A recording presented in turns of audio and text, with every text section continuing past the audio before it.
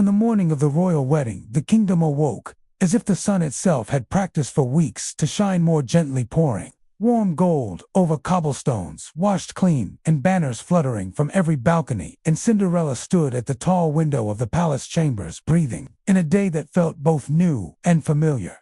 A day born of dreams she had once whispered to ashes and embers, a day that now answered her with bells and birdsong. For the palace hummed with careful footsteps and soft laughter as tailors smoothed silk in attendance, pinned pearls. And yet in the quiet of her heart she remembered the long nights when hope was a fragile thing, balanced like a candle flame in a drafty room, and she smiled because she knew how far that flame had carried her, how it had led her to this moment, when the mirror reflected not a girl remade by magic alone, but a woman who had learned patience, kindness, and courage in equal measure, while beyond the palace walls the city gathered as one living tapestry, bakers setting out sugared loaves shaped like roses, children chasing ribbons that danced in the air, musicians tuning violins whose notes slipped away like promises, and elders leaning on canes, polished by years of watching history turn its pages, all waiting for the bells that would announce the union of two hearts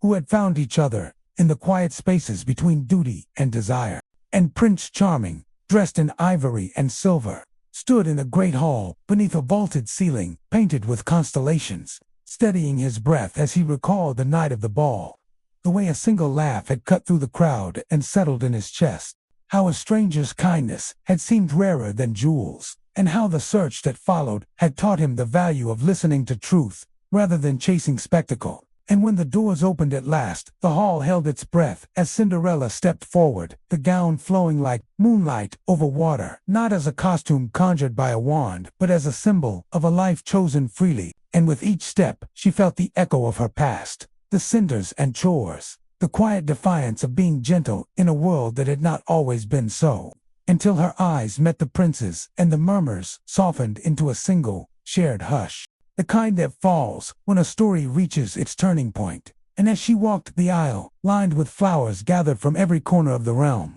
she saw faces that had shaped her journey. The mice who had believed in her when belief felt foolish, the birds who had stitched hope into seams, even the palace staff, whose small smiles carried recognition and respect. And she understood that a wedding is never only about two people, but about all the hands that have lifted them, all the moments that have taught them who they are. And when they stood together before the officiant sunlight streaming through stained glass to paint them in blues and golds, vows were spoken not as rehearsed lines, but as truths discovered, promises to choose patience when the world rushed them, to choose listening when pride tempted them to speak first, to choose mercy when power made it easy to forget. And the ring placed upon Cinderella's hand felt warm, as if it remembered the hearths she had tended, while the ring she offered the prince felt steady, as if it carried the weight of a kingdom ready to be guided by compassion. And the kiss that followed was not a flourish for the crowd, but a quiet seal of partnership,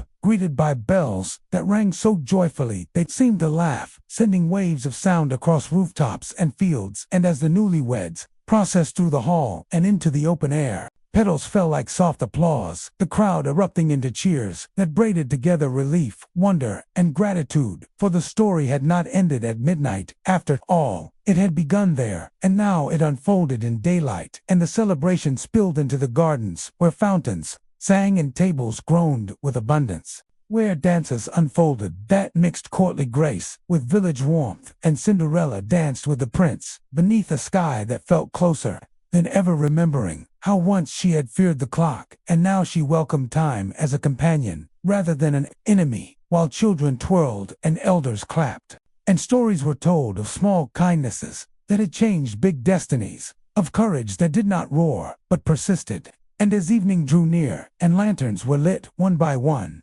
turning the gardens into a constellation of human light, Cinderella and the prince stood together on a balcony overlooking their people, feeling the weight of crowns not as burdens but as responsibilities to serve. And she thought of her step-family, of lessons learned through hardship, resolving to rule with fairness and forgiveness, to open doors rather than close them, to remember that every person carries a hidden story. And as fireworks bloomed above like flowers made of fire, reflected in the river beyond the palace,